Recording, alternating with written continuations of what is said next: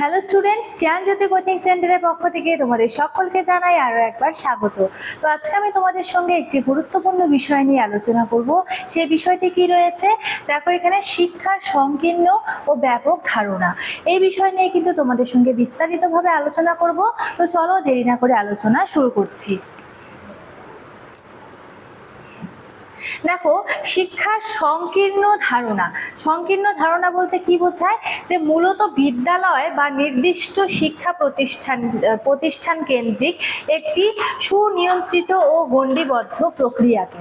তাহলে দেখো কি সংকীর্ণ, শিক্ষার সংকীর্ণ ধারণা বলতে কি বোঝায়, যে মূলত বিদ্যালয় বা নির্দিষ্ট শিক্ষা প্রতিষ্ঠান কেন্দ্রিক একটি সুনিয়ন্ত্রিত ও গণ্ডিবদ্ধ প্রক্রিয়া। অর্থাৎ এটি কিন্তু একটি গণ্ডিবদ্ধ প্রক্রিয়া হিসেবে কিন্তু পরিচিত লাভ করেছে কি শিক্ষার সংকীর্ণ ধারণা। এরপরে দেখো কি রয়েছে, যে শিক্ষা প্রতিষ্ঠান কেন্দ্রিক এই যে ধারণা, এটি কিন্তু কি শিক্ষা প্রতিষ্ঠান কেন্দ্রিক কিন্তু বলা হয়েছে। কেন বলা হয়েছে দেখো, কোনো সুনির্দিষ্ট শিক্ষা প্রতিষ্ঠানে যেমন কি স্কুল, কলেজ, বিশ্ববিদ্যালয়গুলি যে রয়েছে সেগুলি নির্দিষ্ট পাঠ্যক্রম অনুসরণ করে অর্জিত প্রতিষ্ঠানিক জ্ঞানই হলো শিক্ষা। ঠিক আছে, তারপরে কি বলা হয়েছে, শিক্ষক ও পাঠ্যপুস্তকের ওপর কিন্তু নির্ভরশীল। এখানে শিক্ষকই প্রধান উৎস এবং পাঠ্যপুস্তকই শিক্ষার মূল ভিত্তি, এবং কি শিক্ষার্থীরা মূলত তথ্য আহরণ করে এবং কি পরীক্ষায় উত্তীর্ণ হয়ে কিন্তু ডিগ্রি লাভ করে। তাদেরকে কিন্তু শিক্ষার শেষে কিন্তু ডিগ্রি প্রদান করা হয় এবং সার্টিফিকেট কিন্তু দেওয়া হয়ে থাকে। এরপরে দেখো কি রয়েছে, যে সংকীর্ণ শিক্ষা যে রয়েছে এর কিছু বৈশিষ্ট্য রয়েছে। সেই বৈশিষ্ট্যগুলি কি কি দেখো, চলো দেখে নিচ্ছি। এখানে দেওয়া রয়েছে, দেখো কি প্রথাগত ও ফর্মাল। কি বলেছে, এটি একটি প্রথাগত প্রক্রিয়া যা নির্দিষ্ট বয়সে শুরু হয় এবং নির্দিষ্ট সময়ে পরীক্ষা ও শংসাপত্র প্রদানের মাধ্যমে কিন্তু শেষ হয়। অর্থাৎ কি আমাদের যে শিক্ষা প্রক্রিয়া কিন্তু একটি নির্দিষ্ট বয়সে শুরু হয় এবং একটি নির্দিষ্ট বয়সের আগে কিন্তু শেষ হয়ে যায়। ঠিক আছে, অর্থাৎ যে প্রথাগত যে শিক্ষা ব্যবস্থা সেটার কথা বলছি। তাছাড়া তো শিক্ষা কিন্তু একটি জীবনব্যাপী প্রক্রিয়া। তারপরে দেখো কি রয়েছে, ডিগ্রি ও পেশা অর্জন। এই ধারণার প্রধান লক্ষ্য হলো ডিগ্রি অর্জন বা ভবিষ্যৎ পেশাগত জীবনের জন্য নিজেকে প্রস্তুত করা।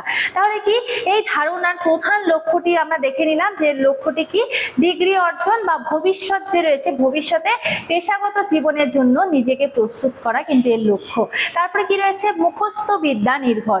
কি বলেছে, ব্যক্তির সামগ্রিক বিকাশের চেয়ে পাঠ্য বইয়ের জ্ঞান মুখস্থ করা ও তা পরীক্ষা খাতায় উপস্থাপনের উপর কিন্তু বিশেষভাবে জোর দেওয়া হয়, অর্থাৎ বেশি করে জোর দেওয়া হয়। তাহলে এই যে তিনটে বিষয় নিয়ে আলোচনা করলাম, এটা কিন্তু বৈশিষ্ট্যর মধ্যেই কিন্তু পড়ে। কিসের বৈশিষ্ট্য, সংকীর্ণ শিক্ষার মূল বৈশিষ্ট্যগুলির মধ্যে। ঠিক আছে, এরপরে দেখো কি রয়েছে, শিক্ষার ব্যাপক ধারণা।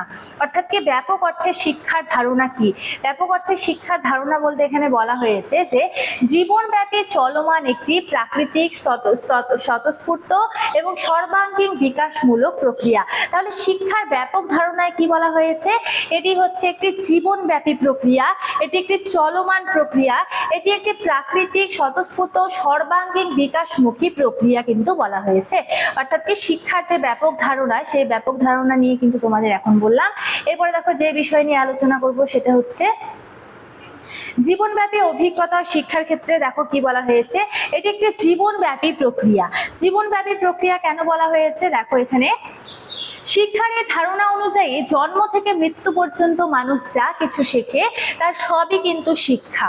ঠিক আছে, অর্থাৎ কি মূলত education is life and life is education. অর্থাৎ কি শিক্ষা হচ্ছে জীবন এবং জীবনই কিন্তু শিক্ষা। আমরা কিন্তু জীবনে অনেক কিছু শিখতে পারি। ঠিক আছে, কিসের মাধ্যমে, শিক্ষার মাধ্যমে কিন্তু আমরা শিখতে পারি।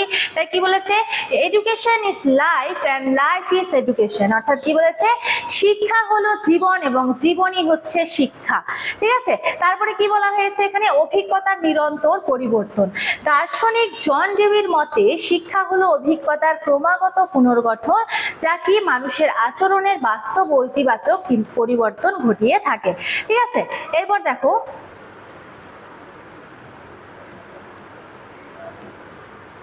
ব্যাপক শিক্ষার পরিধি ও সম্ভাবনা, অর্থাৎ ব্যাপক অর্থে যে শিক্ষা রয়েছে তার কিছু পরিধি রয়েছে এবং সম্ভাবনা, সেগুলি কি কি রয়েছে দেখো। কি সর্বাঙ্গীন সামগ্রিক বিকাশ, অর্থাৎ কি ব্যাপক অর্থে শিক্ষার লক্ষ্য কেবল তথ্য সংগ্রহ করে না, বরং কি করে ব্যক্তির শারীরিক, মানসিক, সামাজিক, নৈতিক ও আধ্যাত্মিক দিকে যে বিভিন্ন বিষয় রয়েছে সেই সমস্ত কিছুর কিন্তু বিকাশ সাধন করে থাকে। ঠিক আছে, তাহলে কি ব্যাপক অর্থে শিক্ষার পরিধি কিন্তু অনেকটাই, এটা কি করে ব্যক্তির কিন্তু শারীরিক, মানসিক, সামাজিক সমস্ত দিকের কিন্তু বিকাশ ঘটিয়ে থাকে। তারপর কি স্বতঃস্ফূর্ত ও অনানুষ্ঠানিক, অর্থাৎ আনুষ্ঠানিক নয়। ঠিক আছে, শ্রেণীকক্ষের বাইরে যেমন কি পরিবার, খেলার মাঠ, সমাজ ও কর্মক্ষেত্রে প্রতিটি স্থানই এখানে শিক্ষা গ্রহণের মাধ্যমে কিন্তু মাধ্যম হিসেবে কিন্তু কাজ করে থাকে। অর্থাৎ প্রতিটি এই যে প্রত্যেকটা স্থান, পরিবার, খেলার মাঠ, সমাজ এবং কর্মক্ষেত্র, এই প্রত্যেকটা স্থানই কিন্তু এখানে শিক্ষা গ্রহণের মাধ্যম হিসেবে কাজ করে, অর্থাৎ এর মাধ্যমে কিন্তু শিক্ষা গ্রহণ করা হয়। তারপরে কি বলেছে অভিযোজন ক্ষমতা বৃদ্ধি, কি বলেছে পরিবেশের সাথে সফলভাবে মানিয়ে নেওয়া এবং চারপাশের মানুষের সাথে সুস্থ মিথস্ক্রিয়ার মধ্য দিয়ে আত্মবিশ্বাস কিন্তু কি করা হয়, আত্মবিকাশ কিন্তু ঘটানো হয়ে থাকে। ঠিক আছে, তারপরে দেখো কি রয়েছে সংকীর্ণ বনাম ব্যাপক ধারণা, অর্থাৎ কি এখানে বলেছে যে সংকীর্ণ অর্থে শিক্ষা বনাম ব্যাপক অর্থে শিক্ষার যে একটি সংক্ষিপ্ত ধারণা বা বৈশিষ্ট্য সেটা নিয়ে আলোচনা করতে বলেছে। তো কি বলেছে এখানে প্রথম বৈশিষ্ট্য অর্থাৎ পরিধির দিক থেকে যদি আমরা দেখতে যাই তাহলে শিক্ষার সংকীর্ণ ধারণা কি থাকবে।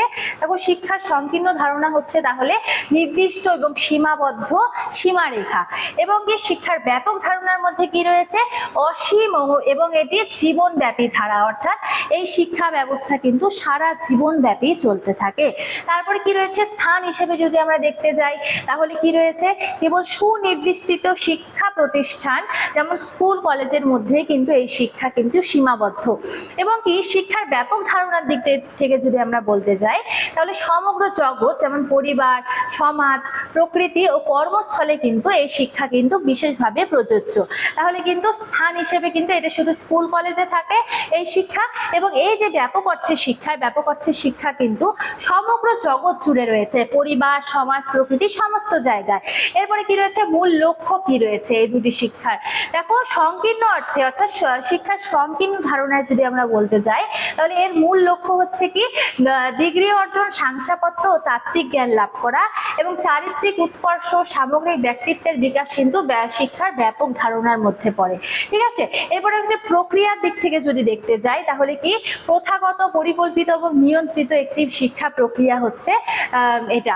ঠিক আছে, তারপরে শিক্ষার ব্যাপক ধারণা যে রয়েছে এর মধ্যে যদি আমরা প্রক্রিয়া হিসেবে দেখতে যাই তাহলে কি স্বতঃস্ফূর্ত প্রক্রিয়া এবং অনানুষ্ঠানিক প্রক্রিয়া এবং নিরবচ্ছিন্ন একটি প্রক্রিয়া হচ্ছে প্রক্রিয়া বলা হয়ে থাকে। কাকে বলা হয়ে থাকে শিক্ষার ব্যাপক ধারণাকে। তারপর সময়কাল হিসেবে কি বলা হয়েছে একটি নির্দিষ্ট সময়ে শুরু হয় এবং নির্দিষ্ট সময়ে কিন্তু শেষ হয়ে যায়।